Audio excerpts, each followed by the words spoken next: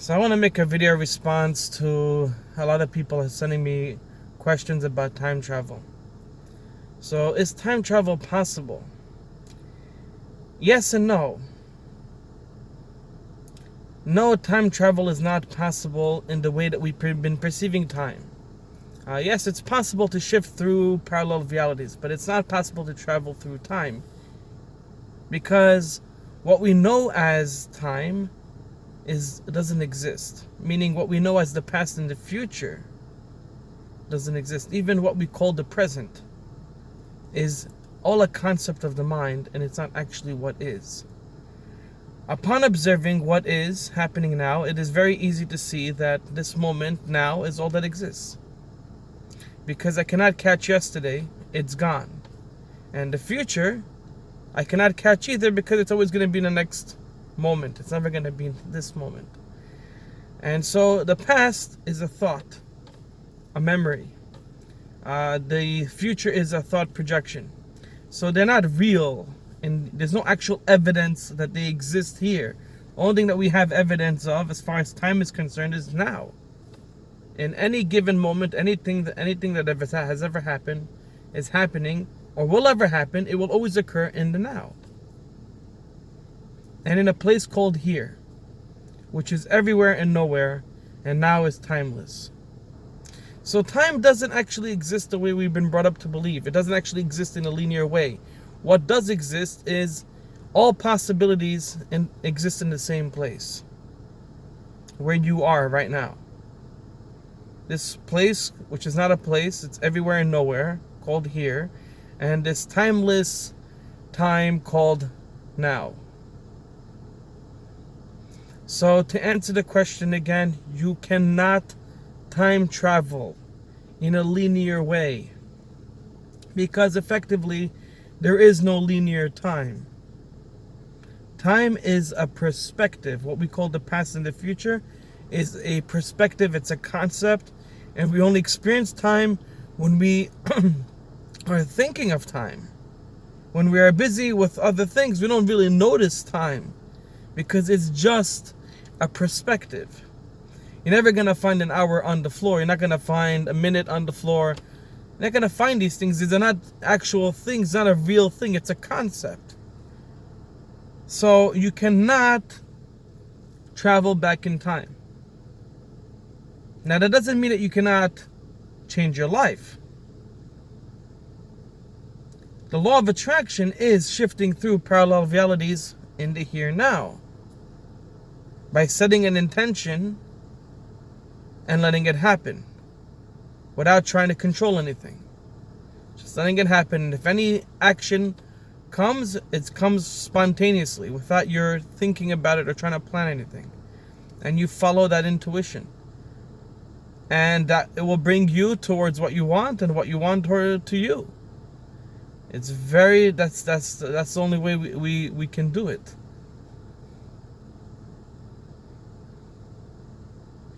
You and I, what is the I? The I is awareness. The I of awareness. The one that's aware of attention, of observation, of the body, of the mind, of the environment. The one the knowing that doesn't change, that doesn't move. That's always here now. Perceiving everything inside of the field of its own knowing. Which makes everything inside the field of your own knowing made up of the same knowing that you are. The knowing of me touching this steering wheel is made up of the same knowing that I am. In other words, what I'm saying is, in scientific language, is that this steering wheel is made up of the same consciousness that I am made up of. Because it's perceived inside of my consciousness, therefore it's made up of consciousness. And so is the rest of this world. Now, that's because it's science doesn't mean that it's true. Science itself is a bunch of unexplained mental concepts and measurements and stuff that we have never examined ourselves. And also based on certain assumptions, unexplained phenomenon such as the Big Bang. It's another religion. If you believe everything, which science itself constantly changes what it says as they seem to be learning more new things. So science is not an actual law of reality. It is supposedly the observation of what is reality and who and what we are. We're learning, supposedly learning and observing what is. But as we see in the scientific world, those of you who have studied science, a lot of people favor their position. They favor their name, their status, instead of seeking out the truth. They would not post things about the truth because it was too controversial. It would be too controversial and might ruin their reputation. So what we're reading in the science books might necessarily be true. It might just be people who are continuing to post these things because that's their reputation. They're earning their money, and that's all they care about. So we cannot rely on these scientific methods for having 100% understanding of our reality. We actually have to depend on our own observation. And I feel that when we talk about what is true, we should definitely display a way for people to see for themselves. I mean, you see it to believe it, right? You see it for yourself. Now, that doesn't mean necessarily that what we see is true too. We can, if you ever, the eyes don't see everything that exists. Especially if we're seeing through the veil of the thoughts, of our thoughts, we are seeing through our beliefs, filtering out what is actually there. This is called selective perspective. Your perspective is what you're going to see, mainly. Your mind will filter out the rest of the information. Now, only if you're looking through naked observation will you actually be able to perceive a lot more information, if not all of the information that is coming in. So, naked observation, meaning naked of belief, naked of thought, is the most pure way of seeing what is happening. It is the most clearest way we can actually have a better understanding of what we are actually looking at, what kind of world we are living in, and who and what we really are. Now, I've come to the point where I have to admit that I don't really know anything besides the fact that I'm aware. I am awareness. And I experience everything inside of myself. This, I'm looking at you, I'm looking at the camera. All this is inside the field of my knowing. This is my field of knowing. As far as my eyes can see, my ears can hear, my body could feel, my nose could smell, my thoughts can think. All these senses, emotions, my heart, everything that I can experience, these are called my field of knowing. Okay? And all this whole world is inside of myself. Now, I don't know what this world actually is. I'm going to be honest with you. I really don't know what this world is. This is the mystery. Okay? The one thing that I know that answers the mystery is that whatever this world is, I'm intimately connected with it. I'm not separate from it in any way. Not physically, not mentally, not emotionally, not energetically. And there's no way that I'm separate from this reality, whatever this is. And I am that. Because this is all being experienced inside of me. Me not being this body, me being the awareness. The awareness that has no boundaries, no beginning, no end. The same I am that's in you, that is you, is the same I am that is me. Inside this I am is this world. And this world then is made up of ourselves. It's literally a dream. In a dream, the whole dream is inside of you, and you experience yourself inside of it. Now, if the inside and the outside are the same, there is no inside or outside.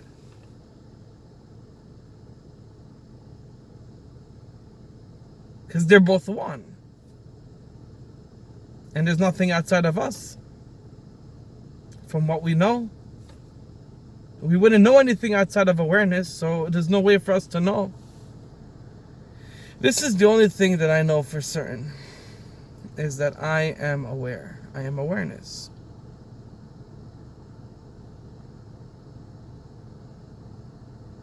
And that I am this reality. And that's a heavy burden sometimes. It's a heavy pill to swallow. Because that means then that since I am that, I am, it means that we are all responsible. And there's no one to blame for what's happening in the world. And what we are cannot die. Because we are energy that cannot be created nor destroyed. This energy itself is consciousness, vibrating in motion. So it's a dream.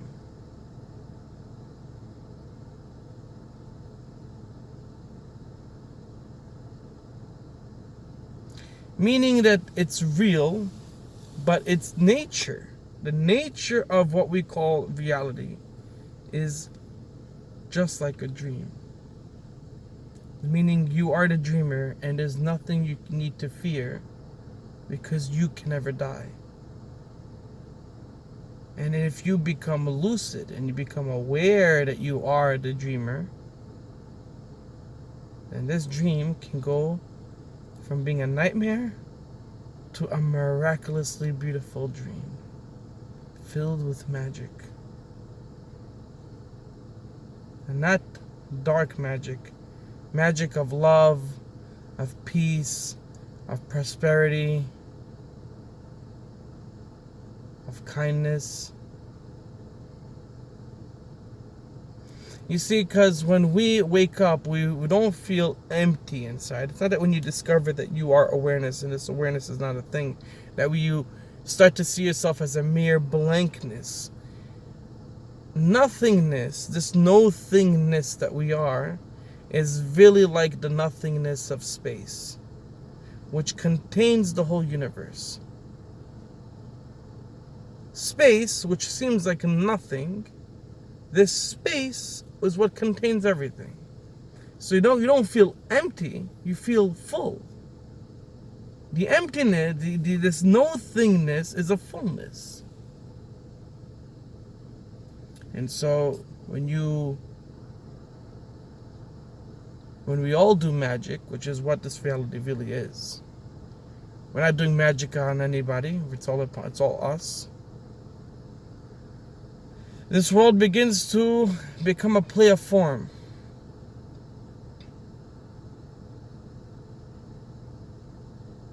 No longer need to worry about how my bills are going to get paid, how's my mortgage going to get paid, what am I going to do about this? I want to go on a vacation, I can't do it. No more does the world seem to be so solid. And so, you got to beat it up in order to get things going. There's a certain lightness to the world. And it somehow feels like you just got that golden goodie. What is that golden goodie? It's yourself. You are the golden goodie. You have discovered your power. You are this universe. Therefore, the universe can never say no to you, to any intention you set out. But you gotta be careful not to set out too many intentions, especially not intentions that will counter your previous intentions. You don't want to cancel out what your frequencies that you're sending out. So you gotta be very clear on what you want, what you truly want, and send out that frequency. Don't wait for it. You're it already. It's gonna happen. Let it happen the way it wants to happen. You're it. It's not gonna harm you, so trust it.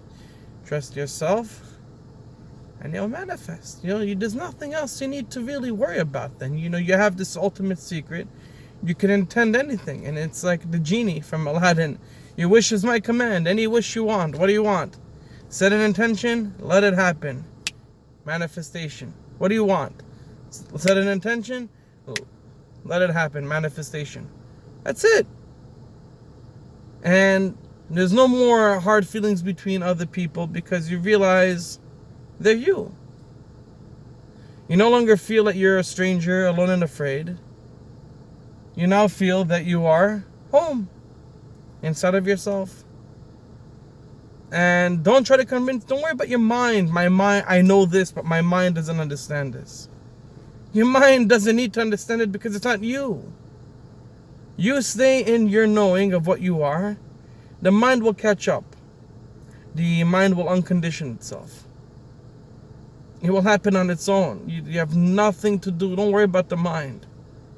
You know this, that's the point. You know it, and once you know it, you cannot unknow it, and therefore, it's going to start happening on its own. The unconditioning, the synchronicities, everything will start happening on its own. You just have to set your intention on what you really want. And for my case, it was the absolute truth. At all costs, I wanted to just know the truth. And I wanted there to be peace among all humanity, to end suffering. That's what I want. I want to bring a way of a balance, a new paradigm, based on our own personal observation. That's something we've read in a textbook, that we can all see, clear seeing of who and what we are, and therefore bring peace to the world, which is what all the religions were always aiming to do. But not through religion, just through observing ourselves, the observer, and observing our surroundings. I have found that everything, all the secrets of the universe will come to you if you just know yourself. That's all you have to do. Know thyself. Your mind will ask the questions, and you are the answer. You are the answer. Your awareness is the answer. Your mind can ask the question and just sit in your own knowing. Don't think, just observe in your own knowing, and the answer comes. You are the answer already. Just have to have more faith in yourself. You are your own guru.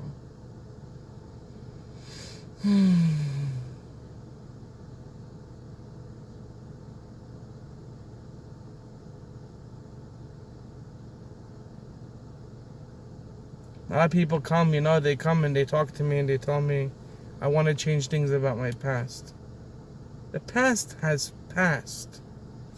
And if we're not here knowing all the concepts and ideas of the mind. We're born knowing who and what we are, and later we're programmed and we forgot who we are. But we all these new concepts and ideas and how to work things. So we don't know. We're not born knowing those things.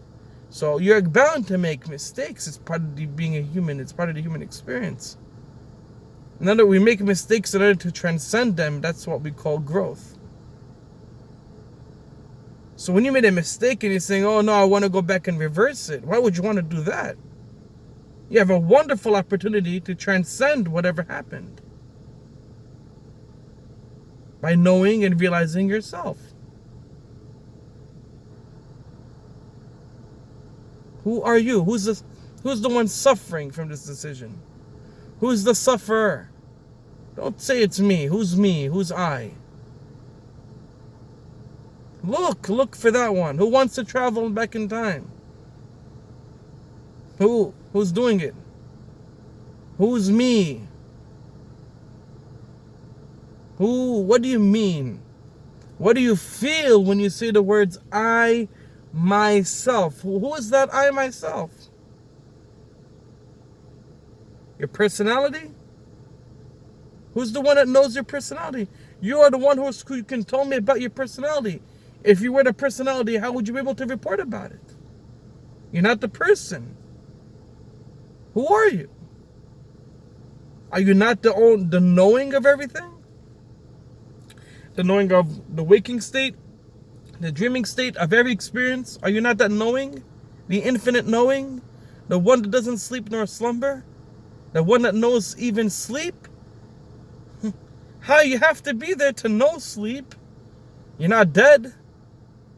Have you not always been that self that this whole experience is inside of? You've always been it.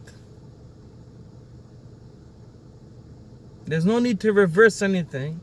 There's nothing lacking. But you will not see that until you stop identifying with your thoughts. You are not a thought. You are not your mind. If you were, you'd be dead when you go to sleep. When you stop thinking. So you're not your thoughts.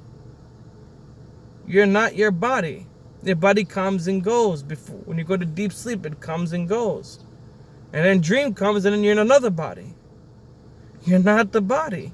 You are that which doesn't come nor go. That can only be you, right? You have to be always here. So you don't come, you don't go. You're that. I am that I am. And I really hope this has answered your question about time travel. It is not possible to travel through time, but it's possible to shift through infinite parallel realities, which all already exist inside of you, by setting your intention and letting it happen. So I hope this answers the question. I hope this video has reminded you again of who and what you really are. And as always, inquire and question everything. Namaste. Peace.